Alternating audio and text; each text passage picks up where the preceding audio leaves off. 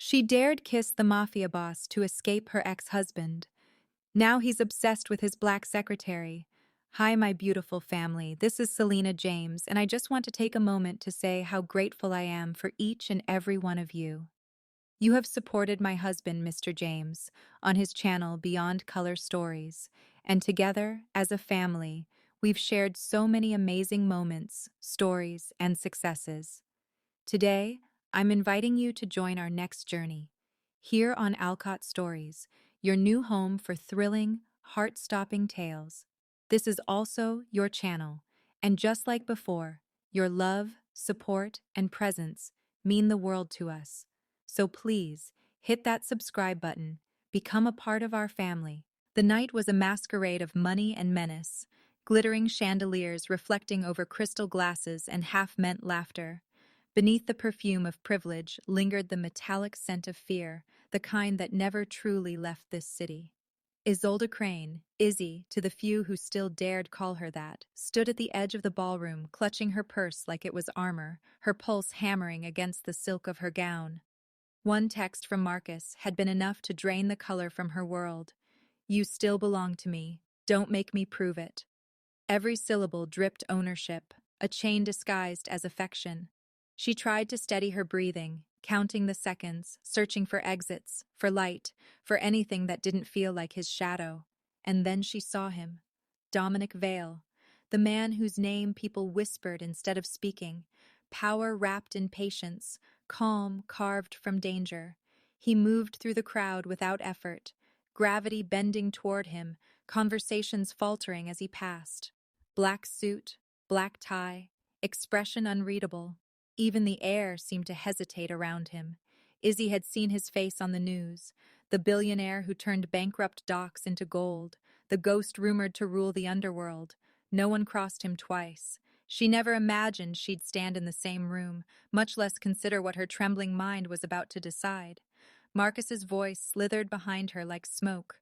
"Darling, pretending to breathe doesn't make you alive." She turned slowly, meeting the smirk that once disguised cruelty as charm. "You shouldn't be here," he chuckled, lifting his glass. "I was invited. You, on the other hand, were discarded. Do you really think anyone here cares what happens to you?" His words pressed against every old bruise. For a heartbeat, she wanted to shrink back, but something colder flared inside her, survival sharpened to a blade. "You don't get to own my fear and say more," she whispered. He leaned close enough for her to smell the expensive poison on his breath. "I own whatever I touch." That sentence broke the last thread of restraint. Her eyes flicked again toward Dominic Vale, who stood across the hall speaking to city officials, calm and untouchable. If Marcus feared anyone, it was him. If she needed a wall Marcus couldn't break, it stood there in human form. She straightened her shoulders, each step through the glittering crowd echoing like gunfire. People turned, their curiosity rising. Who was the woman daring to interrupt the king of the city? Dominic looked up as her shadow crossed his table. Time slowed. His gaze landed on her, dark, assessing, a storm behind control. "Miss?" he said, a warning more than a question. She didn't answer. She reached out, caught the lapel of his jacket, and kissed him. Gasps rippled through the ballroom, cameras flashed, champagne spilled. Somewhere Marcus cursed under his breath. Dominic didn't move at first, caught between shock and calculation, his hands hovering in the air as if unsure whether to push her away or pull her closer. The kiss lasted only a heartbeat, but felt eternal, charged with desperation and something neither of them recognized. When she finally drew back, the room had gone silent. Dominic's voice came low, dangerous, steady as a drawn blade. "You have exactly 3 seconds to explain before I end this night differently." Her throat tightened. "Please." He was going to... Who? His eyes cut toward Marcus, who stood frozen across the floor. Understanding flickered, followed by fury. Dominic seized her wrist, turned to his men. "Upstairs. Now." His tone left no room for argument. Dominic's men closed around them like shadows in motion, silent, efficient, loyal beyond reason. The ballroom fell away behind her, swallowed by murmurs and camera flashes as they moved through a I-8 corridor lined with black marble and muted lights. Izzy's heels clicked too loud against the floor, the sound betraying nerves she couldn't hide. She tried to speak, to explain, but Dominic's grip tightened. Not cruel, just certain, as if he'd already decided that silence was safer than her words. They reached an elevator guarded by two men whose eyes flicked over her with confusion. Dominic's command was short, almost inaudible. Top floor. The doors slid shut, sealing them into a glass cage of tension. The city lights spun below them like a galaxy of sins. Izzy stared at her reflection, at the trembling woman staring back. She'd kissed a man the whole city feared, and now stood trapped beside him. Dominic watched her in the mirrored surface. "You think using my name as a shield was smart?" he asked, voice low enough to make the metal hum. She swallowed. "It wasn't a choice." He tilted his head. "There's always a choice. Not with men like him." For a moment, something flickered in his eyes, an emotion too brief to name. When the doors opened, he gestured her forward into a penthouse suite carved from steel and shadow. No soft colors, no warmth, just power expressed in architecture. Floor-to-ceiling windows framed the skyline, rain streaking the glass like fingerprints. Dominic poured himself a drink without asking if she wanted one.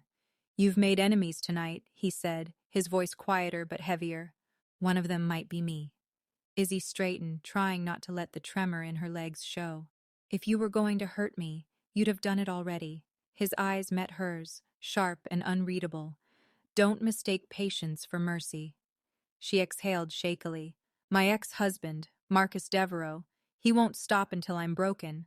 I thought if he saw me with you, he'd back off. He fears you." Dominic leaned against the glass, swirling the liquid in his glass. "Fear is temporary. Desperation lasts longer." She hesitated. "You think I'm lying?" "I think," he said slowly, "you just turned your survival into a declaration of war." He approached her, each step deliberate. "Do you then understand who you kissed, Miss Crane?" "The man who could make Marcus disappear," she said before she could stop herself. A humorless smile touched his lips. "Be careful what you ask for. People who cross my world don't walk back into sunlight." "I wasn't asking for salvation," she whispered. "I was asking for time to breathe." That answer made him pause. For a flicker of a second, something almost human cracked through his composure. An echo of a life before power hardened him. But the moment passed. He turned away, setting the glass down with a soft click. "You'll stay here tonight. My men will deal with your ex." "I don't want anyone hurt." "Then you shouldn't have kissed me in front of him." His tone wasn't cruel, just final, like a verdict. She stepped closer, anger and fear tangling into defiance. "You think you can order my life like one of your men?" His jaw tightened. "You're under my protection. That means my rules." "I didn't ask for your protection." "No," he said, turning to face her fully. "But you forced my hand. That kiss, whatever it was, put you in my world, and people in my world don't get to walk away." The air between them thickened, charged with tension neither of them could name. He stepped closer until her back brushed the cold glass. "Tell me, Miss Crane," he murmured, voice dark silk. "Was it fear that made you kiss me, or something else?" Her breath caught, heart racing for reasons that frightened her more than Marcus ever had. "It doesn't matter," she said, though her voice trembled. "Everything matters now," he replied, eyes lowering to her lips for just a heartbeat. Before either could speak again, a violent crash shattered the moment. The glass of the penthouse window exploded inward, spraying shards across the room. One of Dominic's guards hit the floor, blood blooming across his shoulder. A bullet embedded itself in the wall inches farther. Ram Izzy's head. Dominic reacted instantly, pulling her down, shielding her with his body as he barked orders into an earpiece. "Perimeter breached! Move!" Sirens wailed in the distance, and the night lit up with gunfire below. Izzy clung to his jacket, shock freezing her voice. Dominic's face was a mask of fury and calculation, all softness burned away. He turned to her, voice sharp. "He found you faster than I thought." Dominic's hand tightened around her wrist as the window wind whipped through the shattered room. You wanted my protection, he said, eyes burning with promise and danger. Now you've got it, but the price starts tonight. Behind them, the sound of footsteps echoed from the hallway. Someone was already inside. The wind roared through the shattered window, dragging the curtains like torn wings, the skyline flickering with the flash of distant gunfire. Dominic pushed Izzy behind the marble bar, his movements precise, controlled, the predator in him fully awake. The room smelled of smoke and metal, the taste of fear sharp on the air. Stay down, he said, sliding a weapon from the small of his back. She could only nod, her pulse hammering in her throat, her breath quick and shallow. A spray of bullets chewed through the glass balcony door. Dominic's men fired back in clean, measured bursts. He rose just enough to look over the counter, eyes narrowing, calculating distance, angle, and intent. 2 shooters, east side. They've got thermal, he muttered into his mic. His tone was cold but steady, as if chaos was just another negotiation. Izzy pressed her palms over her ears when another round cracked through the room, splintering a sculpture behind them. Dominic grabbed her hand and pulled her toward the corridor, leading her through a narrow hallway toward a hidden steel door. She stumbled, but he caught her arm before she fell, his touch firm, grounding. You okay? He asked without looking back. No, she gasped, but I'm alive. Good enough, he said, tapping a code into the panel. The door hissed open to reveal a dim stairwell. They descended fast, his hand always at her back, the echo of boots and gunfire fading behind them. The deeper they went, the thicker the air became, smelling of concrete and secrecy. At the bottom, another guard met them, blood on his sleeve, but still standing. Sir, south entry compromised. Dominic's jaw flexed. Secure it. Nobody gets in or out. The guard nodded and vanished into the shadows. Izzy leaned against the wall, shaking. He's really trying to kill me. Dominic turned toward her, face unreadable under the low light. Your ex-husband has resources, but he made a mistake coming here. You sound sure. Because now he's on my territory. His voice was quiet, but the fury beneath it was lethal. He holstered his weapon and stepped closer. You're going to tell me everything about Marcus, how he finds you, who he pays, where he hides his men. I told you, I just needed protection. Protection doesn't exist without obedience, he cut in, his tone dark, measured. You want to live, you follow my rules. No questions, no heroics. She stared at him, torn between terror and something that looked like trust. And what if I can't? His gaze softened for half a heartbeat. Then you die, and I'm not in the habit of burying people twice. He started down another corridor, and she followed because there was nothing else to do. The hallway led to an underground control room glowing with screens. A map of the city pulsed red with security feeds. Dominic's men tracked movements, codes, and faces in silence. He's not just attacking, Dominic said, scanning the monitors. He's sending a message. To who? To me. The realization burned in his voice. He turned back toward her. You didn't just piss off your ex, sweetheart. You dragged me into your war.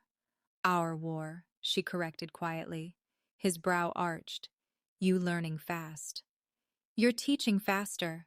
The smallest smile flickered on his lips, gah, one before it could mean anything. One of the guards spoke. Sir, we found something. Truck left the perimeter 5 minutes before the hit. No plates, tinted glass. Dominic's stare hardened. Find it? Then he looked back at Izzy. He's moving pieces I can't see. Tell me what you know. Marcus kept files, she said, trembling. Names, accounts, even your competitors. He said information was power. And he used it to own you. He used it to break me, she whispered. For the first time, Dominic's expression cracked. Rage, recognition, something deeper. Not anymore. He stepped close enough that she felt the heat of his breath. You stay under my roof, you work in my office, you move when I say. Until Marcus is gone, you're mine to protect and mine to control. So I'm your prisoner. No, he said quietly. You're my responsibility. That word hit harder than the bullets had. Before she could answer, the lights flickered. A low hum rolled through the floor, and every man in the room froze. Dominic snapped toward the monitors. EMP pulse, a guard shouted. The screens went black. Back up now! Dominic grabbed Izzy's wrist, pulling her toward the side exit. He's cutting the power. He wants us blind. What do? We adapt. They burst into a maintenance corridor, lit only by emergency lights. Somewhere above, something exploded, a dull roar that shook the concrete. Dust rained from the ceiling. Marcus won't stop, Izzy said breathlessly. He's trying to make me pay for leaving. Then we make him regret it. Dominic kicked open a door that led into a parking bay lined with black SUVs. Two men waited inside, weapons drawn. Sir, convoy's ready. No convoy, Dominic barked. Split the cars. He's tracking signals. He pushed Izzy toward one of the vehicles, his eyes locking on hers. You sit still and don't talk until I tell you. And if I do, then you'll wish you hadn't. She slid inside, her hands shaking against the leather seat as the car roared to life. Dominic got in beside her, gun across his lap. For the first time, he looked less like a criminal and more like something older, darker, a man who had forgotten how to be anything but dangerous. The city blurred by in streaks of rain and neon. Where are we going? She asked softly. Somewhere Marcus doesn't own, he said. Does that exist? It will when I'm done. They drove in silence for a long stretch until the streets turned from luxury to ruin, from marble to rust. The car pulled into an abandoned textile factory, its broken windows glinting in the rain. Inside, men moved with quiet precision, setting up surveillance gear, patching wounds, reloading. This wasn't panic. It was preparation. Dominic stepped out, scanning the area. He wants to play war, he said to his men. Then we play it better. Izzy followed him, the cold air biting her skin. You don't have to do this for me. I'm not, he said, eyes hard. I'm doing it because he made it personal. He turned back toward her, gaze heavy. You thought a kiss could save you. It might have doomed us both. She swallowed hard. Then let me help fix it. He studied her a long moment, as if measuring something invisible. You want to help? Start by surviving tonight. Outside, thunder rolled over the city like an omen. A phone buzzed on the table. Dominic picked it up. Marcus's voice came through, distorted and calm. You took what's mine, Vale, so I'll take what's yours. Check your north gate. The line went dead. A scream echoed from the factory's entrance before anyone could move. Dominic drew his gun, eyes burning like fire. He found us. The gates of the Vale estate opened like the jaws of something ancient and rich with secrets, swallowing the black SUV whole as rain slicked the long driveway. Izzy pressed her face against the glass, eyes wide at the sprawling mansion ahead, a fortress carved from obsidian and glass, rising out of the night like a warning. The car slowed, headlights catching on stone statues that it watched with blank, cold eyes. Dominic sat beside her, silent, his profile a sculpture of control and calculation. The air between them was thick with everything unspoken, the chaos of the night, still humming in her chest. When the car stopped, he finally spoke. Welcome to my house of wolves. His tone was cool, almost mocking, but there was something else under it, something protective. Izzy stepped out, the scent of rain and iron filling her lungs. The front doors opened before she reached them, and two figures appeared. Karen, sharp-faced and elegant in black, and Damon, calm and unreadable. Both assessed her like she was a threat wrapped in silk. This is her? Karen asked, her voice dripping with disbelief. The reason our men are dead tonight? Dominic didn't answer immediately. She's under my protection, he said finally, and walked past them into the house. Karen's eyes followed Izzy like knives. Under your protection, she repeated softly. Or under your spell. Izzy didn't flinch, though her pulse jumped. I didn't ask for either. Smart mouth, Karen said with a thin smile. That won't last long here. Damon cleared his throat, shooting his partner a warning glance. Enough, she's a guest. Guests aren't usually escorted by corpses, Karen murmured, turning away. Izzy followed Dominic through a grand hall lined with chandeliers and shadows. Everything gleamed, marble floors, mirrored walls, art worth millions. But there was no warmth, only precision. The house felt alive, pulsing with the quiet menace of men who'd done unforgivable things and learned to live with it. Dominic stopped at the base of the grand staircase and turned toward her. "You'll stay in the east wing, don't wander. My men are trained to shoot before asking questions." "That's comforting," she muttered. "It's the truth," he replied. Their eyes met, and for a heartbeat, the noise of the house, the distant footsteps, the whisper of servants, the hum of tension, faded. He looked away first. "Dinner in 30 minutes. Don't make me wait." He walked off, leaving her standing in a place. That didn't feel like safety. It felt like exile. A maid led her upstairs, silent and stiff, glancing at her as though she carried plague. The room she entered was large, beautiful, cold. No flowers, no warmth, just crisp white sheets and a window overlooking the courtyard. She sat on the edge of the bed, letting the silence sink in. Outside, thunder rolled again. Somewhere below, a door slammed. This wasn't protection. It was captivity with velvet gloves. By the time she entered the dining hall, the room buzzed with restrained hostility. Dominic sat at the head of the table, sleeves rolled, glass of whiskey untouched. Karen lounged to his right, and Damon sat opposite her, calm but watchful. Silver glimmered under candlelight. The staff moved like ghosts, silent, eyes averted. Izzy hesitated at the threshold until Dominic gestured for her to sit. She took the seat nearest him, ignoring the way Karen's lips curved in a smirk.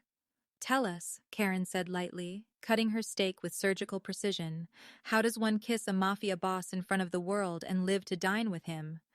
The room stilled. Izzy's fork froze midway. Dominic didn't move, but his gaze flicked toward Karen, one warning. Izzy set her fork down slowly.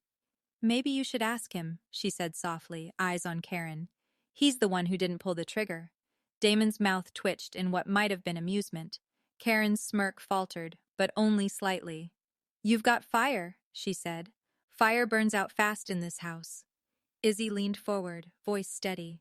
"Depends who's holding the match." Dominic's lips curved, just barely, a flicker, gone before anyone could name it. But Izzy saw it. For the first time since the chaos, she saw something human behind his mask. The dinner continued in uneasy silence after that. Plates shifted, conversation died before it began. Izzy barely touched her food. Dominic's focus raised. He turned to his phone, issuing quiet orders between bites. By the time the meal ended, her appetite had turned to ash. As she stood to leave, Karen's voice floated after her. "Careful walking dark." "Corridors, Miss Crane. The walls here have sharper teeth than men." Izzy didn't answer, though her hands clenched at her sides. She left without looking back, her heels echoing through the endless hallway. Upstairs, the mansion felt colder. Wind hissed against the windows. Every portrait seemed to watch her pass. She found herself at the end of a long corridor where the lights dimmed into darkness. Something about the silence made her stop. She wrapped her arms around herself, trying to shake off the chill. She wasn't afraid of the dark. She was afraid of what lived inside it. The sound of footsteps behind her made her turn. Dominic stood there, no jacket now, shirt sleeves rolled, eyes shadowed. "You shouldn't be here," he said quietly. "I couldn't sleep," she admitted. "It's too quiet." "Quiet is good. It means you're still alive." She tried to smile but couldn't. He stepped closer, gaze scanning her face. "You're shaking." "It's just cold," she lied. His hand lifted, brushing a strand of hair from her cheek. The gesture was brief but electric, his touch almost reverent. "Liar," he said softly. She froze as his eyes dropped to the small chain around her neck. "What's that?" "It's just jewelry." "No," he said, voice changing, hardening. He stepped behind her, fingers grazing the clasp. "Don't move." She held her breath. He unclasped the necklace and turned it in his palm. Under the soft glow of the hallway light, a small red dot blinked faintly against the metal. Dominic's face went stone still. "He's been tracking you," he said, voice low, lethal, "since the moment you walked in." Izzy's stomach dropped. No, no, I didn't know. You brought him into my house, he cut in, not shouting, but his tone carried enough weight to crush air. You led him to my people. I didn't. Dominic, please, I swear I didn't know. You think that matters to him? To me? His jaw tightened. He's inside my walls now. She reached for him, desperate. Let me fix it. He stepped back, every trace of warmth gone. You already did, he said darkly, tossing the necklace to the floor where it blinked once more before dying out. You just declared war. Dominic turned away, voice ice cold as alarms began to blare through the mansion. He's here, he muttered, and this time he didn't come alone. Izzy's heart still hammered from the shock of Dominic's discovery. The small tracker lay between them on the polished surface of his desk, a tiny blinking eye that had betrayed every step she'd taken since the gala. Dominic's fingers, still dusted with her perfume from yanking the necklace off, curled into a fist. His jaw locked, but his voice when it came was a low, dangerous growl. He's watching you inside my walls. The walls of the Vale estate, once merely a gilded cage to her, suddenly felt like a war zone. The next morning the war went public. Screens in the marble halls flickered with breaking news. Marcus's face, perfect in its hypocrisy, spouting poison. Photos splashed across tabloids showed Izzy stepping out of cars she had never ridden in, bank statements fabricated to look like theft. Words scrolled across every screen: embezzlement, betrayal, seduction, each one a knife twisting into the fragile respect Dominic's world had begun to give her. The staff stared as she passed, whispers following like smoke. Every glance was an accusation. She clutched her files like a shield, but the fortress felt colder, the chandeliers heavier, the gold trim tarnished by suspicion. Dominic's empire reacted like a wounded animal. Calls flooded in from clients withdrawing deals. Rival families began circling, smelling blood. Even Karen, who had mocked Izzy at dinner days before, went silent now, her sharp eyes calculating the fallout. Izzy felt the tension shift in the air, guards moving differently, phones ringing with curt replies, the estate's pulse quickening under threat. And then the storm broke. Dominic came for her like thunder. She was in her office, the office he'd given her grudgingly, as a test of loyalty, when the door slammed open. The sound cracked through the glass walls like a gunshot.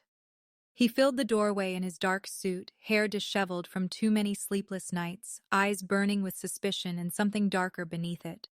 Before she could rise, he crossed the space and slammed his palm down on the desk so hard the pens rattled, then seized her arm and pinned her back against the cool wood. Papers fluttered to the floor like dying birds. The air between them was electric and deadly. "What did you do?"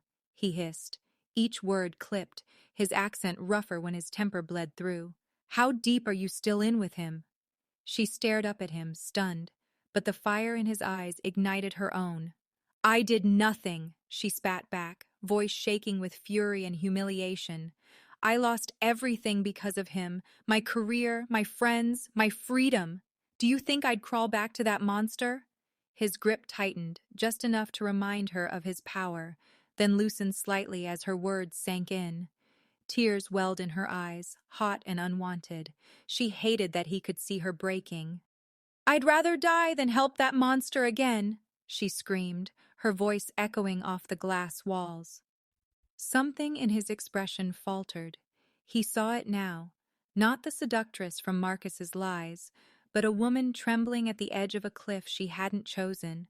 For a heartbeat, his hand hovered near her cheek, as if to brush the tears away, then curled back into a fist. The room smelled of paper, ink, and fear. The city outside roared with sirens and headlines. Inside, two predators circled each other, both wounded by the same enemy.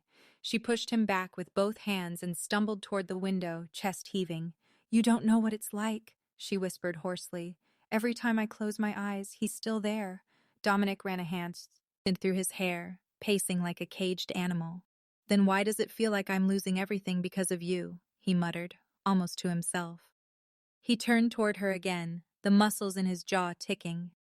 Marcus isn't just attacking you. He's attacking me, my people, my reputation. He wants to break me through you. She swallowed hard, pressing her palm to the glass where the city lights burned like embers. Then let him come, she said, her voice small but fierce. I'm not running anymore. His eyes met hers in the reflection, two dark shapes framed by a city ready to devour them both. Slowly, Dominic crossed the room again, his anger cooling into something heavier, more dangerous. You're under my protection now, he said quietly. But understand this. If you're lying to me, if you're even 1% still his, I will burn you down with him. Her breath caught. She should have been terrified. Instead, she felt the tremor of something else, a strange mix of rage, sorrow, and the pull she hated to name. I'm not lying, she whispered. I'm done being his victim. The silence stretched, taut and shimmering like glass about to shatter. Outside, a helicopter's blades chopped the air somewhere far away. Inside, Dominic's world balanced on a knife edge. He turned his back to her and grabbed his phone, barking orders in Italian she didn't understand. Names, threats, countermeasures. Each word was another wall rising between them and Marcus's smear campaign. Izzy wiped her eyes with the back of her hand, straightening her spine. She would not be the weak link in this war, not anymore. Dominic ended the call and looked at her again. For the first time since the door had burst open, he looked almost human, not the unshakable mafia boss, but a man under siege. You should leave this office for tonight, he said. It's not safe. She shook her head. If I leave now, ever, Yun will think I'm guilty. I'm staying. Their eyes locked, and something unspoken passed between them, an understanding born of fire and ruin. Then, as if fate itself were listening, the glass, behind her, caught a glint of red. A pinpoint of light danced across her blouse and then slid to Dominic's chest. A perfect, steady circle. Her breath froze. His eyes narrowed, not yet understanding. And then realization dawned. Somewhere beyond the window, hidden in the night, someone had a rifle trained on his heart. A sniper's red laser dot glows brighter on Dominic's chest as a muted click echoes from the dark outside, the sound of a rifle's trigger being squeezed. And Izzy is the only one who sees it coming. The laser burned a crimson circle over Dominic's chest, and before the thought could even form into words, Izzy lunged forward with a cry that was pure instinct. She hit him hard, knocking him sideways just as the window exploded behind them. The world erupted in glass and gunfire. Bullets screamed through the air, shredding through curtains, walls, and furniture with deafening precision. Dominic rolled over her, shielding her with his body, his arm locking tight around her waist as his men burst into the corridor, guns drawn. The glass crunched under his boots as he pulled her behind the heavy mahogany desk. She was shaking, her breath fast and shallow, her heartbeat wild against his chest. The scent of gunpowder filled the air, sharp and metallic. He looked into her terrified eyes and saw not fear of him, but fear for him. "Stay down," he barked, and rose into the chaos like a man made of steel. Bullets bit into the walls. One of his guards went down, clutching his shoulder. Izzy didn't think. She crawled forward, dragging the wounded man toward the marble column, while gunfire lit up the night like thunder. The city outside roared, sirens wailing in the distance, the skyline flashing with emergency lights. She pressed her trembling hand against the guard's wound, whispering, "Hold on," while the air filled with the rhythm of violence. Dominic was a shadow of precision, each movement deliberate, each shot calculated. He grabbed a fallen rifle, aimed through the shattered window, and in a single breath, fired. The rifle cracked once. A figure across the street, just a silhouette, dropped like a puppet with its strings cut. Silence followed, thick and heavy, broken only by Izzy's ragged breathing and the guard's groan. When the last shell casing hit the floor, Dominic exhaled slowly, lowering the gun. He turned back to her, his face hard, but his eyes softening at the sight of her covered in glass dust, helping his man instead of cowering. She looked up, hands trembling and red from pressure. "He would have killed you," she whispered. He didn't answer. Instead, he crouched down beside her, wiping a streak of blood from her temple, a cut she hadn't noticed. His voice was low. "You should have stayed behind the desk." "And let you die?" she shot back, eyes fierce even through tears. For a long moment, the room was silent except for the hum of shattered chandeliers swaying above them. Then he stood, phone already in hand, barking orders to lock down every street around the Vale estate. Minutes later, his men confirmed it. The shooter was one of Marcus's mercenaries, paid in cash. No traceable link except a tattoo of the Crane Corporation insignia burned into his wrist. It was personal. Dominic felt the pieces click into place in his mind. Marcus wasn't trying to ruin Izzy anymore. He was trying to erase her. His expression hardened into something lethal. "He wants her dead," Dominic muttered under his breath, half to himself, half to the ghost of rage that always followed him. He looked back at Izzy, her blouse torn, glass in her hair, still kneeling by the guard who'd risked his life. Something inside him twisted. He didn't just see a woman under his protection anymore. He saw the reason Marcus was daring to go. To war. That night, the Vale estate transformed. Security doubled, lights flooded the perimeter, and snipers now watched from the roof. Dominic's men this time. Izzy sat on the edge of her bed in the guest wing, staring at her shaking hands. Every sound outside made her flinch. The reality of it all pressed in like weight on her chest. She had seen death before, in Marcus's eyes, in his violence. But this was different. This time, she wasn't the target running alone. This time, someone had taken a bullet for her. The memory of Dominic's body shielding hers replayed again and again. The heat of him, the danger, the way he looked at her afterward. Half fury, half something else. She didn't know what to do with it. Her door opened. He stood there, black shirt unbuttoned at the collar, a streak of dried blood on his wrist. "You're moving into my wing," he said flatly. "What?" "You heard me. Dominic, I can't." "You can, and you will." His tone left no room for argument. "I can't protect you from across the hall. From now on, you don't leave my sight without permission." She wanted to argue, to reclaim some sliver of independence, but his face was stone, not the face of a man giving orders out of control, but one barely keeping it together. She sighed, nodding silently, and followed him down the corridor. His private wing was nothing like the cold marble grandeur of the main estate. It was darker, quieter, more lived in.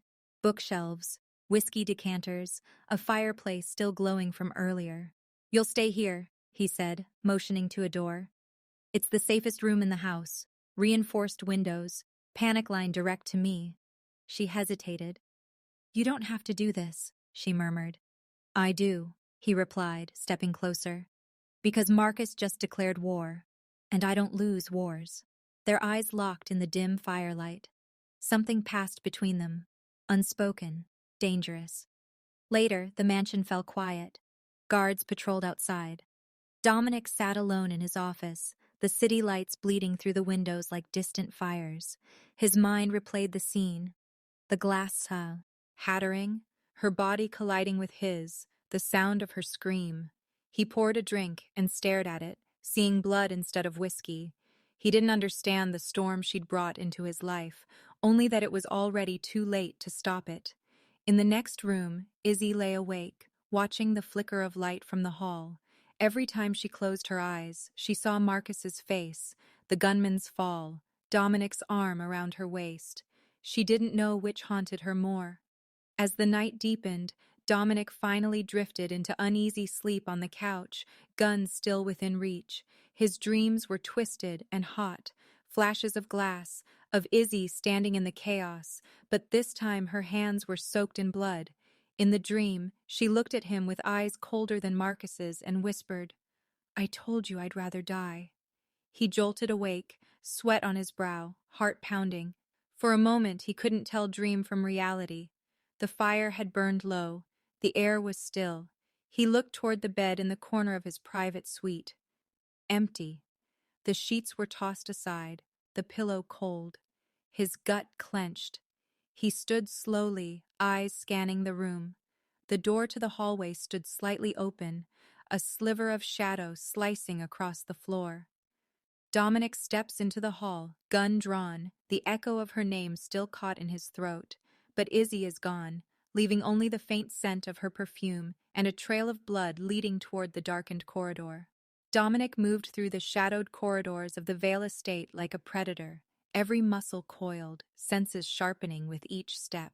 The faint scent of her perfume, a mix of roses and something faintly spicy, led him, a fragile thread in the oppressive darkness, guiding him like a compass. Each hallway seemed longer than the last, twisted in unfamiliar angles that were usually second nature to him. His pulse throbbed in time with the distant hum of the city beyond. The estate walls and each creak of the floor beneath his boots made him tense, imagining every possible threat waiting in the shadows. He stopped outside a door slightly ajar, noting the faint light spilling from within. The studio. His late sister's art studio. He hadn't set foot inside for years. Memories of laughter and paint-stained floors, of her soft voice and careful encouragement, surged up unbidden. And there she was, Izzy, kneeling in the center of the room, sketches spread around her like a delicate battlefield. Her hand moved furiously, tracing lines and shapes, marking locations and escape routes, fortified shelters, hidden chambers, all safe houses, all precise. She hadn't heard him enter. Her hair fell over her face, dampened by sweat from concentration, and he caught the faint glint of tears in her eyes as she worked, though she didn't realize they were there. "Izzy," he said, voice low and rough, and she startled, snapping upright, her pencil rolling across the floor. She turned, eyes wide, caught somewhere between guilt, relief, and defiance. You disappeared," he said, stepping fully into the room, the soft floorboards groaning under his weight. "I had to," she whispered, rushing to collect the scattered sketches, hands trembling. "I couldn't wait another second, not when you what?" His voice cut through her like glass. He could feel the tension in the room, thick enough to choke on, yet beneath it all was curiosity, raw and dangerous. She looked up at him, and for the first time, he truly saw her. Not the frightened, desperate woman caught in Marcus's crosshairs, not the fragile figure dragged through his walls like a pawn, but her heart, beating fierce and defiant. "I've been rebuilding it," she admitted, gesturing toward the sketches, her voice barely above a whisper. "Your sister's orphanage. I've been using my own money, quietly, secretly. Every penny I could spare. I couldn't let it die just because she's gone." Dominic's chest tightened, his hand, almost of its own accord, lifted to cup her cheek, brushing away a ray lock of hair. He felt the warmth of her skin, the rapid beat of her pulse beneath his fingers, the faint trembling that betrayed all she'd endured. The air thickened, charged with something neither of them had named yet. Desire, trust, grief, the unspoken pull of shared danger. But then he pulled back sharply, gripping the edge of the desk as if the gesture had been a violation of some unspoken code. "You can't keep sneaking around like this," he said, voice low but edged with the intensity of someone holding back a tidal wave. "I can't protect you if I don't know where you are." Her lips parted, wanting to argue, to protest, but all words caught in her throat. She simply nodded, her gaze steady and unflinching, defiance and vulnerability twisting together. He circled the room, eyes scanning the sketches. Each line, each mark, each location spoke of her intelligence, her courage, and her audacity. She had mapped out a world he didn't even know she could see, planning contingencies he would have taken months to calculate. She had done it alone. He saw the orphanage plans, the renovations, the hidden wings she envisioned, all of it painstakingly, meticulously drawn, proof that she was not a helpless victim, but a woman capable of moving mountains in silence. A slow tension built between them, a quiet storm charged with admiration, frustration, and a growing awareness of desire neither of them could deny. His hand itched to reach for her again, to hold her, to protect her from everything, yet the pull of restraint held him back. "Why didn't you tell me?" he finally asked, voice rough, nearly cracking. "Because I didn't know if If you'd let me, she said softly, gaze flickering away, ashamed and proud at once. Dominic's jaw tightened, and for the first time, Izzy noticed the subtle tremor in his hands, a rare crack in the armor of a man who rarely faltered. I'm not used to people caring without needing something in return, he muttered, almost to himself. And I... She looked at him, heart pounding, breath shallow, sensing the storm inside him. You care? She whispered. He didn't answer immediately, letting the silence hang like a blade between them. Finally, he let out a slow exhale, one corner of his lips twitching into a ghost of a smile, the faintest crack of humanity showing through the storm of control he always carried. I care more than I should, he said quietly, eyes softening, searching hers for truth. A delicate, dangerous moment stretched between them, heavy with electricity, with unspoken promises, with the knowledge that the world outside the studio was closing in with teeth bared. She stepped closer, breath mingling with his, the warmth of her presence a stark contrast to the cold metal and stone of his world. His hand moved almost unconsciously, lifting to her face once more, cupping her cheek with a tenderness that made her knees weaken. Their eyes locked, and for a heartbeat, the chaos outside, the bloodshed, the endless games of dominance and survival, all fell away. Then the distant ping of a phone shattered the fragile bubble. Dominic's brow furrowed, tension snapping back like a drawn bowstring. He withdrew, stepping back, taking in the sketches, the room, the weight of the moment they'd just shared. Stay here, he ordered, more to himself than her. Don't move, no matter what you hear or see. Izzy nodded, but a creeping unease settled in her chest. She wanted to protest, to argue that she could handle herself, but something about the way his gaze pinned her in place made her hesitate. The quiet was shattered moments later by a new alert on one of Dominic's devices, a video clip already spreading online like wildfire. The screen lit up the dim studio, and both of them saw it simultaneously. Dominic, holding Izzy firmly, walking through an unmarked van, a look of grim authority on his face. Marcus's voice crackled over the recording, twisting the narrative with a venomous grin, claiming that Dominic had kidnapped her, that she was being held against her will. The implication was clear. The police would be called. The cameras would be rolling.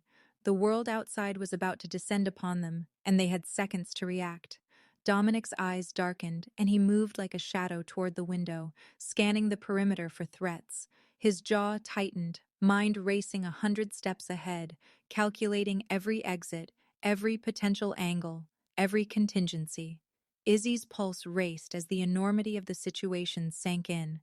They're going to come, she whispered, voice trembling. They think you kidnapped me. Dominic turned, face unreadable, shadowed with fury and calculation. Let them come, he said quietly, almost cruelly. They have no idea what they're walking into. Outside, the city lights glimmered like distant stars, oblivious to the chaos about to crash down on the Vale estate. Inside the studio, Dominic's hand brushed hers almost instinctively as he guided her away from the window, a silent reminder that in this storm, they had only each other. Her breath hitched as she realized how tightly he held her, not just for protection, but to anchor himself as much as her. The night deepened, thick with tension, adrenaline, and fear. Every shadow in the studio seemed to move, every creak and whisper magnified. Outside, sirens began their distant wail, faint at first but growing, a prelude to the chaos Marcus had orchestrated. Dominic scanned every sketch, memorizing every line she had drawn, knowing that each one could become their salvation or their trap. You've done more than I could have imagined, he admitted quietly, eyes locked on hers.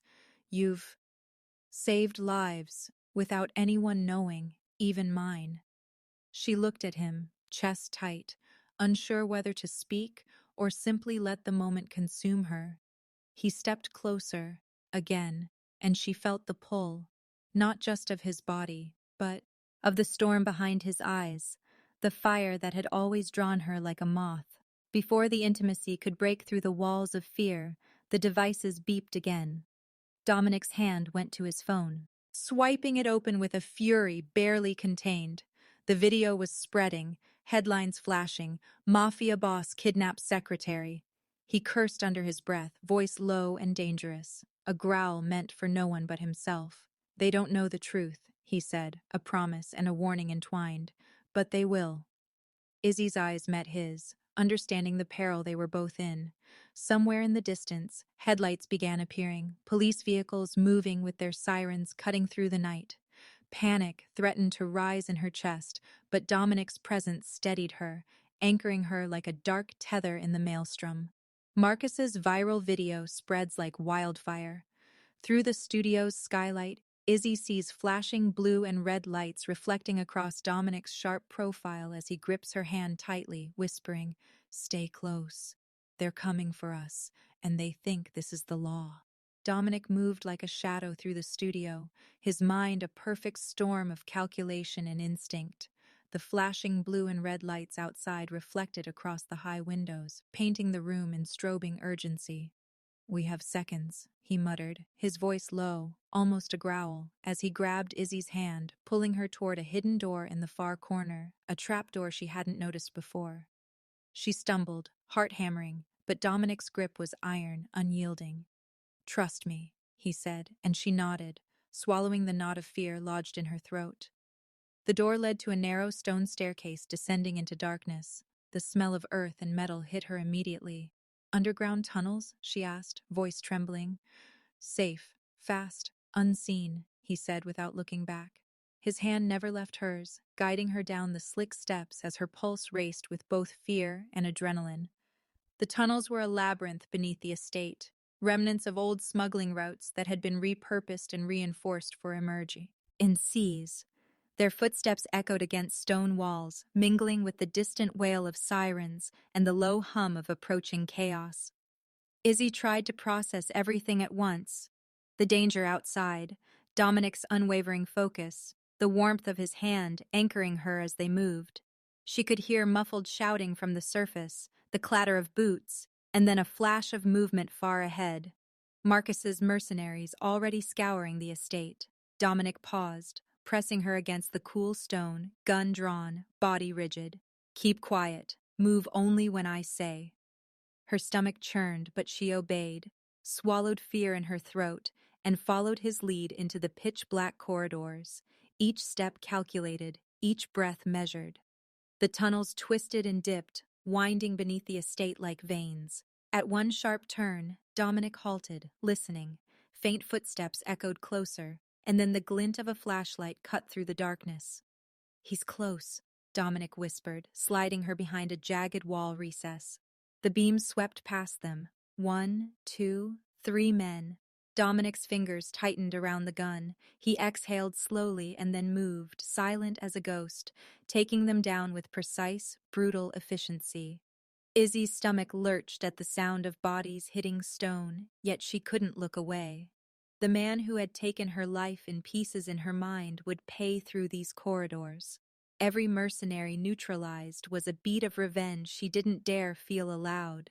She kept close, heart racing, ears straining for every sound, every echo. Finally, the tunnels opened onto a narrow alleyway at the edge of the city. Rain-slicked cobblestones gleamed under the flickering street lamps. Dominic kept his eyes scanning as they emerged, gun ready, every muscle taut. "Move," he ordered, and Izzy followed, her heels clicking sharply against the wet pavement. The police vehicles were stalled outside the estate, responding to the viral video, unaware of the reality. Marcus's mercenaries had begun converging on them from the opposite direction. Dominic spotted a parked car, old, unremarkable, but fast. He yanked Izzy inside, slammed the door, and started the engine. Tires spun on wet asphalt as the city blurred past. A shot cracked through the night, and pain exploded in Dominic's shoulder. He cursed, gripping the wheel, blood streaking his sleeve. Izzy shrieked, "Dominic!" She grabbed his arm instinctively, pressing against the wound, her knuckles white. "Stay with me!" she screamed, tears blinding her. He leaned slightly toward her, breathing hard, jaw tight. "If I die," he rasped, voice rough with pain, "he'll take you. Stay close. Even if you hate me, stay close. Izzy's hands shook as she fumbled to find the first aid kit in the glove compartment, blood dripping down his arm. Don't you dare die on me, she sobbed, her voice breaking under the weight of fear and desperation. Every movement was frantic but precise. She tore strips from her scarf to bind his wound as he gritted his teeth, sweat and blood mixing on his skin, watching her frantic attempts, feeling the trembling energy of life clinging between them. The city around them blurred into streaks of neon rain, sounds of sirens and distant gunfire mixing with their ragged breaths. She leaned over him, pressing his arm tighter, murmuring, I won't let you go. Not now. Not ever. The car skidded into the abandoned factory they had used before for planning contingencies. The windows were broken, graffiti marking the walls like sinister murals of warning. Izzy jumped out, dragging him inside. She pressed him against a support column, patching the wound as best she could with trembling hands. The warmth of her body against his made his breath hitch, pain mixing with desire, adrenaline, and the unspoken bond they had forged through blood and fire. His hands rested on her wrists, holding her steady, whispering, If I die, don't panic. Stay with me. Only me. She nodded, swallowing hard, chest tight, heart racing, faster than the storm outside. Moments of silence were fleeting. Distant shouts and gunfire reminded them both that the world outside had not paused. Dominic's head leaned against the wall, eyes dark and shadowed, chest heaving as he regained control. Izzy's tears were relentless, running down her cheeks, mingling with rain and blood as she continued to work. He tilted her chin up gently, forcing her to meet his gaze. The intensity of his stare pinned her, pulling her trembling heart into his orbit. Don't look at me like that, he whispered, voice thick with unspent emotion. You have to stay strong, for both of us. She pressed her forehead against his chest, tears soaking his shirt, and whispered, I don't care anymore. I only care about keeping you alive. His fingers tightened on her wrist, thumb brushing her skin. Then we fight together, always, whatever comes next. They paused, breathless, listening.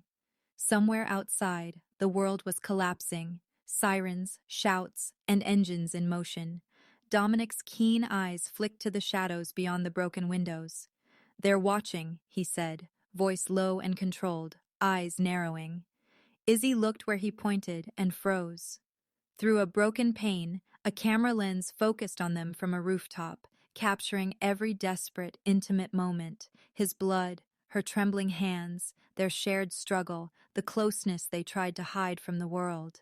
The click of the camera shutter seemed to echo in her skull. Dominic's jaw clenched, body coiling like a spring ready to snap. They're going to turn this into a weapon, he muttered, already calculating. Every enemy, every client, every city official, they'll see this, and the city will turn against us. Izzy's chest tightened at the weight of his words. No, she whispered, shaking her head, trying to erase the image of their vulnerability being broadcast. He pressed a hand to her, back, firm and protective. I've got you, no matter what, but they don't know what happens when you corner the wrong people. Her gaze met his, dark and burning, and for a moment all fear mixed with desire, adrenaline, and the knowledge that the next moments would define them both. Outside, the city moved, oblivious, yet every light and shadow conspired to watch, record, and manipulate them. From the rooftop, Marcus's mercenaries stream the footage live. The entire city sees Dominic bleeding, Izzy's trembling hands, and the intimate, desperate care between them. Notifications explode on every phone. The world now believes Dominic is a violent kidnapper, and police sirens draw closer, ready to raid the abandoned factory at any moment. The screens had gone dark in the city, but the damage was done. Dominic's reputation was shredded in hours, every headline screaming lies Marcus had crafted with surgical precision. The Vale Empire, once untouchable, felt the tremors as rival gangs and mercenary groups sensed weakness, moving quickly to seize docks, ports, warehouses, and influence. Dominic's men were on high alert, But every move they made was being anticipated, every strategy undermined by Marcus's relentless smear and manipulation. The abandoned factory became a war room. Maps spread across tables, lights dimmed for concentration, and Izzy, standing at the center, traced routes with her fingers, eyes alight with strategy and determination. Her sleeves were rolled up, pencil tucked behind one ear, hair falling in waves over her shoulders, smudged slightly with charcoal from marking the blueprints. Dominic watched silently from the corner, leaning against the metal railing above, a silent sentinel witnessing a transformation he hadn't fully anticipated. Her courage was raw, unrefined, but brilliant, a combination of desperation and intellect that made her glow under the dim fluorescent lights. The first ambush she orchestrated was precise. Using her mind trained in architecture and spatial awareness, she calculated choke points, escape routes, and vantage points. Her instructions were clear, her voice calm but commanding, slicing through the chaos like a blade. Dominic's men responded with efficiency, moving through warehouses and docks exactly as she had mapped. Dominic observed from the shadows, heart racing, blood still warming his veins from the bullet wound that had almost ended him. Her focus, her courage, even the way she corrected his men with quiet authority, sent a dangerous heat crawling along his spine.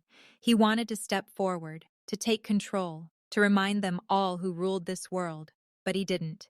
He let her shine, letting her intelligence, strength, and boldness dominate, because for the first time, he realized she wasn't just a survivor, she was a fighter. Hours passed with near constant alerts.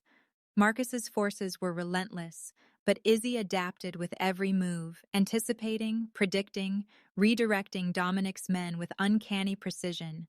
He watched her maneuver through plans, her eyes bright and sharp, every misstep from their enemies countered before it could fully unfold. She moved with a rhythm that reminded him of his sister, the one who had built and inspired. Yet Dominic felt a sting of jealousy, jealous that someone else had cultivated this brilliance, that her courage had existed long before he had laid eyes on her, long before he had tried to protect her. She was changing the battlefield, and he had no right to claim the brilliance she wielded like a sword. That night, after another intense operation, Dominic returned with her to the private wing. The rain hammered against the broken windows of the abandoned factory, a rhythm of chaos outside, but inside, the silence between them was almost unbearable. He found her leaning against the table, exhausted, but glowing with that fiery energy he couldn't resist. Without warning, he stepped close, hand brushing her cheek, tilting her face up to meet his gaze. Her breath hitched, eyes wide, as if she'd sensed this moment was coming. The distance between them vanished, and when he leaned forward, his lips met hers in a slow, dangerous kiss, claiming, devouring, testing the boundary between control and desire. She responded, tentatively at first, then with growing fire, gripping the lapels of his jacket as though anchoring herself in him, in the reality that despite everything, he was hers to hold, to protect, to challenge. The kiss broke, breath mingling, hearts hammering, and for a fleeting second, the world outside didn't exist. The city beyond roared with the threat of gang warfare, law enforcement, and Marcus's ever-tightening web, but in that stolen moment, Dominic's icy shell cracked, his mind finally admitting the depth of obsession he had for her, the fire she ignited inside him. He whispered against her lips, voice rough with hunger and unspoken promise, "Stay with me, never leave my side, not now, not ever." She nodded, breathless, chest rising and falling rapidly, understanding completely that her heart, her mind, and her life were now irreversibly intertwined with his. But the fragile moment shattered with the sound of an explosion at a distant warehouse. Dominic's ears perked up and his blood ran cold. He grabbed her hand, pulling her to a safer corner of the factory as alerts flooded in. Screens showed Marcus's forces attacking one of Vale's critical storage facilities with ruthless efficiency. Dominic cursed under his breath, adrenaline spiking. Without hesitation, he began organizing an immediate response, but Izzy's mind raced. She calculated, redirected, coordinated. They moved quickly, taking the fastest route through the shadows, evading sirens and enemy scouts alike. Every step was a dance of precision and danger. And then, in the chaos, it happened. A masked figure emerged from the shadows, fast, precise, grabbing Izzy before Dominic could react. He lunged forward, gun raised, but she was gone, disappearing into the night as if swallowed by the shadows themselves. All that remained was a soft jingle of something falling to the ground, a single blood-stained earring. Dominic's chest tightened, rage and fear coiling in a deadly knot. The city had witnessed their struggle, but now the war had become personal again. He cursed, eyes blazing with fury, as he scanned the darkness where she had vanished. Marcus had won the first move of this assault, but Dominic swore under his breath, teeth clenched, that he would reclaim her, no matter the cost, no matter the blood spilled in the process. In the shadows of the warehouse district, Marcus holds Izzy tight, her single blood-stained earring glinting in the dim light, and whispers into her ear, "You thought you could hide. Now the whole city will pay for watching you with him." Dominic's blood ran hotter than fire as he raced through the city streets, every muscle taut, every breath sharp and ragged. The sight of her earring glinting on the pavement haunted him, a cruel, bloody marker of the monster Marcus had become. He didn't wait, didn't pause. Every second mattered, every heartbeat screamed urgency. His hands clenched the steering wheel of his sleek black car until the knuckles whitened, engine growling beneath him as he tore through traffic with practiced precision, narrowly avoiding taxis and delivery trucks as he tracked the GPS trace he'd managed to pull from one of Marcus's drones. Behind him, the city seemed to blur, neon lights streaming past like streaks of fire. His men moved in tandem, each on motorcycles and black SUVs, clearing streets, coordinating through encrypted channels. Dominic's heart pounded with the rhythm of war, every pulse echoing Izzy's face, bruised yet defiant in his mind's eye. He gritted his teeth. By the time they reached the coastal mansion, perched arrogantly atop jagged cliffs with waves crashing violently below, the storm of his fury had transformed him into a force of nature. The estate was heavily guarded. Marcus had anticipated retribution.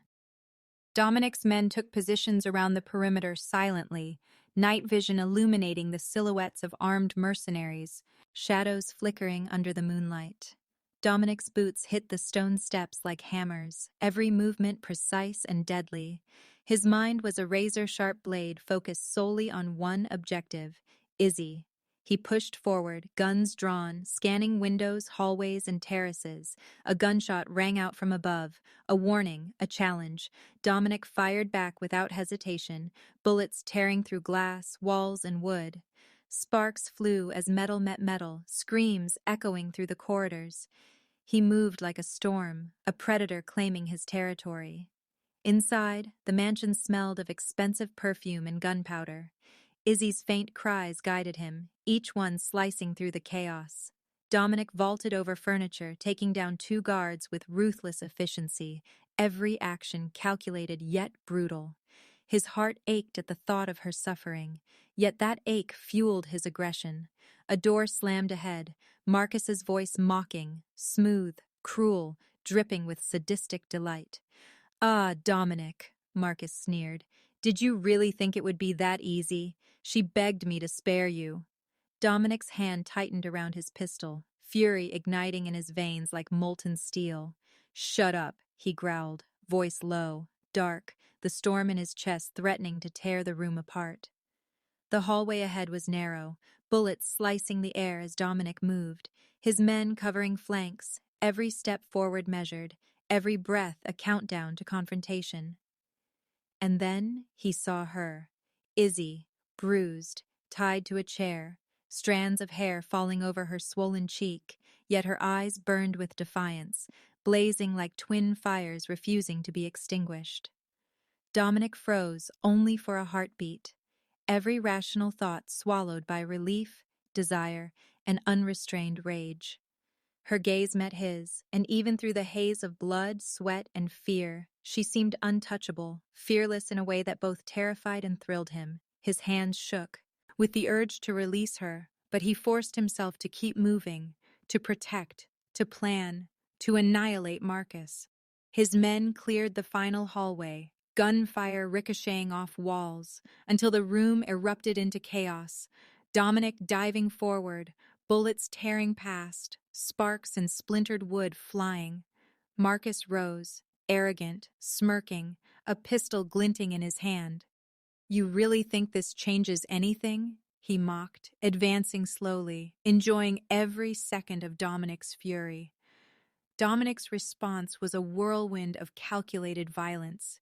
A kick sending a chair crashing against the wall, a punch that sent a mercenary sprawling, a shot that grazed the floor inches from Marcus's foot. Every movement precise, every action a statement of dominance, rage, and obsession. Izzy, watching him, her heart hammering, realized that even in his fury, he was calculated, deliberate. He was Dominic Vale, untouchable and unstoppable. But she didn't wait. With a sudden surge of will, Izzy twisted, breaking free from the ropes Marcus had left deliberately loose, adrenaline and desperation propelling her. She grabbed the pistol Marcus had carelessly dropped, firing before Dominic could intervene. Marcus screamed, the bullet finding its mark with surgical accuracy. His smug expression faltered, horror replacing arrogance. Dominic's chest heaved, adrenaline coursing, as he witnessed her strength, her courage, her unwillingness to be a victim any longer. She stood, trembling, gun still raised, eyes blazing as Dominic approached, hand on her shoulder, grounding her, protecting her from the lingering chaos of the scene. Marcus's men, seeing their leader falter, scattered, leaving bodies and broken dreams in their wake. The mansion smelled of smoke, blood, and shattered illusions. Dominic knelt beside Izzy, brushing a strand of hair from her face, noting the tiny cuts along her cheek from rope burns, the shaking of her hands from adrenaline and fear. "You're alive," he whispered, voice hoarse, every syllable heavy with relief and something far darker, far more possessive. "You're mine. You hear me? Mine." She looked up at him, breathing uneven, eyes wide, and for a heartbeat, the world paused. But then Marcus's last breath came, a whisper laced with venom and finality. "You think you're free? You were both pawns all along." His voice, though fading, carried a weight that twisted Dominic's gut. He clenched his fists, feeling the heat of rage, triumph, and dread simultaneously. Izzy shivered, instinctively leaning into him, sensing the gravity of the words. Dominic's eyes burned, scanning the wreckage of the mansion, calculating every angle, every potential threat, knowing that Marcus's schemes might not have ended with his death. Every shadow seemed alive, every echo a possible trap. The storm outside mirrored the turmoil inside, relentless, unyielding, and yet, for a fleeting moment, Dominic held Izzy close, promising with his presence that he would fight until the end, no matter what darkness remained. As Marcus's body crumples, Dominic lifts Izzy into his arms, but the faint, ominous glow of her phone vibrates with a notification. A mysterious, encrypted message from an unknown number. "You're not safe. Not yet. Everything you think you won is a lie." Dominic's grip tightened on Izzy as she stared at the glowing screen, the encrypted message burning like a brand in the dim light of the coastal mansion. Her fingers trembled as she swiped through the notification, the words stark and chilling. "You're not safe. Not yet. Everything you think you won is a lie." Dominic's eyes, already darkened with fury and exhaustion, flared brighter, storm clouds of anger and protectiveness converging in an unrelenting glare. He crushed the phone in his hand, the plastic cracking beneath his fingers, sparks of rage reflected in the shadows dancing across his sculpted features. "No one touches you," he growled, voice low, edged with menace that could cut through steel. Izzy met. His eyes, the pulse of danger vibrating between them, her chest tight with adrenaline. Yet there was no fear in her gaze, only fire, defiance, and love that refused to bow. Days after Marcus's death, chaos rippled outward like a tsunami. Police investigations into his empire uncovered documents, bank accounts, and transaction logs that twisted the narrative against Dominic. Marcus's influence had been insidious, penetrating even Dominic's legitimate fronts, and now law enforcement and media alike were circling, knives poised to sever him from everything he had built. He walked the halls of his estate, every step measured, every muscle taut, knowing the walls he had fortified with wealth and blood could not keep the truth at bay. Izzy trailed behind him, silent but resolute, the sketches and plans she had created for safe houses now repurposed for survival. Together, they moved through rooms filled with opulence, each item a reminder of power, of history, of battles won and lost. Yet Dominic felt the suffocating weight of inevitability pressing in. "This is my ruin," he whispered, voice hoarse, as they moved through the darkened halls, the mansion echoing with memories of fire and blood. He stopped before her, eyes shadowed, raw, unguarded. "You have to leave. Start over without me. Before they take everything, before they take you, I need you gone, Izzy. Forget me." She shook her head violently, strands of hair clinging to her wet cheeks from sweat and tears. "No," she said firmly, voice breaking yet defiant. "You're my ruin and my redemption. I don't care about the law, about enemies, about the empire. I care about you." Dominic's chest tightened, and for a heartbeat, the weight of vulnerability he had never permitted himself pressed against his ribs. She stepped closer, brushing her fingers against his jawline, her touch igniting a fire he had tried to suppress since the moment he first claimed her. Plans formed quickly, silently, efficiently. They would burn everything, reduce the Vale Empire to ashes, and vanish from the world that had tried to control, manipulate, and condemn them. In the dead of night, fire consumed the documents, servers, and luxuries that had been both weapon and prison. Flames danced across glass and steel, casting a surreal glow on their faces, illuminating determination, fear, and exhilaration. Dominic held Izzy close as smoke curled around them, tangling with their hair and clinging to their skin. "Together," he said, voice hoarse, "or not at all."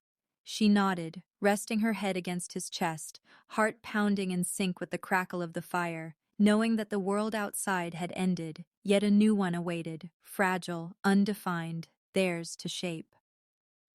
Months later, the skyline of Paris glittered under the early evening sun.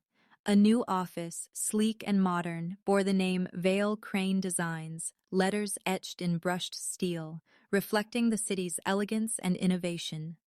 Inside, Izzy moved with confidence, guiding a small team, her hands tracing blueprints, eyes sharp with creativity, every movement a testament to her intellect and courage. She had transformed survival into opportunity, trauma into power, her mind as precise as any architect, her heart forever entwined with Dominic's shadow. Outside, through the tall glass windows, the city bustled, unaware of the ghosts who had rebuilt a life from ashes, unaware of the shadows that once loomed over power and obsession, now tempered into quiet authority. And then she noticed it, a reflection in the glass. A tall man, tailored black suit, watching her from across the street. His posture was calm, yet deliberate, confidence radiating from him like a predator assessing prey. A smirk curled across his lips, just enough to ignite instinctual alarm. Izzy's pulse quickened. Her hand tightened around a pencil on her desk, her eyes narrowing as recognition and unease collided. Dominic, who had emerged from behind her with silent grace, caught the sight as, well, his jaw tightening, muscles coiling like steel cables. He stepped closer to her, protective, possessive, ready to vanish into shadows once more if necessary. But the stranger remained, patient, calculating, unmoving, as if daring them to make the first move. Izzy felt the familiar surge of adrenaline, the tension, the thrill, the unrelenting pull of danger that had defined their existence. She leaned into Dominic instinctively, their past battles, bloodshed, and obsession threading through the moment. He placed a firm hand on the small of her back, drawing her close, eyes sharp, scanning the streets for movement, angles, threats. "Not now," he murmured, voice low, warning and promise intertwined. Her fingers grazed his, finding comfort, finding grounding, yet the spark of fear and anticipation refused to dissipate. The city lights flickered across their faces, highlighting resolve and shadow, desire and dread, triumph and lingering danger. Plans formed silently between them. Evacuation routes, safe rooms, contingencies, every detail accounted for in minutes. Izzy adjusted the blinds slightly, eyes never leaving the figure outside. Dominic's grip tightened subtly on her shoulder, warning and reassurance in one. Every instinct told them this man was no coincidence. There was calculation behind the smirk, intent behind the watchful gaze. The world they had built in Paris was fragile, a delicate construction after years of fire and blood, and now the first threat had arrived, unannounced, patient, dangerous. They shared a brief, fierce glance, a silent promise that whatever came, they would face it together, unbroken, unbowed, and unafraid. As night deepened, the city hummed below, oblivious to the storm about to descend. Lights from cars, street lamps, and neon signs cast shadows on the office floor, dancing across plans and sketches, across faces hardened by survival and softened by love. Dominic and Izzy moved like predators in their own right, ready for confrontation, aware of stakes, of enemies, of the delicate balance between safety and exposure. Outside, the man in black remained, still, deliberate, smirk playing on his lips, the reflection of threat mirrored in the glass. And yet, within the office, a strange serenity enveloped them. Two souls forged in fire and obsession, standing at the edge of everything they had survived, ready to step into whatever came next together. The man in the tailored black suit steps forward, phone in hand, camera pointed at Izzy, and murmurs into the darkness. "They think they're safe. Let the real game begin."